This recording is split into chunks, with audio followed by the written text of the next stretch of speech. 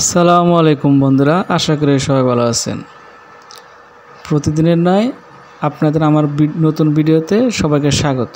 হ্যাঁ বন্ধুরা, আমি প্রতিদিন প্রাণীকুলের ভিডিও দিয়ে থাকি, তবে আজকে একটু নতুন একটি ভিডিও আপনাদের সামনে হাজির করলাম, যেটি সমসাময়িক সময়ে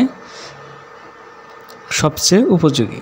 বন্ধুরা, গণভবনের নাম সবাই শুনেছেন, যেখানে সরকারি মন্ত্রিসভাদের মিটিং হয়, আর এই গণভবনে সাধারণ জনগণের যাওয়াটা খুবই কষ্টসাধ্য বলতে গেলে সেখানে যাওয়ার কোনো সিস্টেম নেই।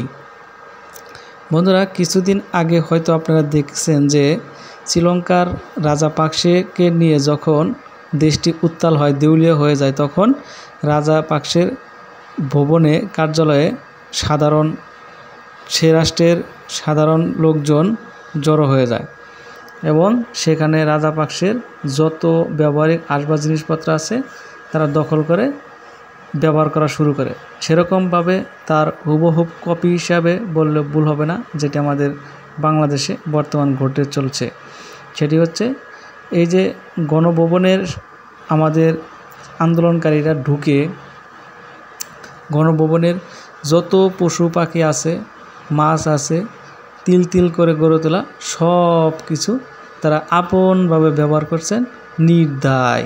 তবে হ্যাঁ, এসব করতে পেরেছেন শুধু যারা বাংলাদেশে আন্দোলন করেছেন তাদের কল্যাণার্থে, অর্থাৎ তারা কিন্তু এমনি যেতে পারেনি। দেখেন, ব্যক্তিটি সিল করছে একটি সোফায় বসে, তো তারা কিন্তু এমনি এই জায়গায় যেতে পারেনি। এর পিছনে অনেক রক্ত ঝরিয়েছেন।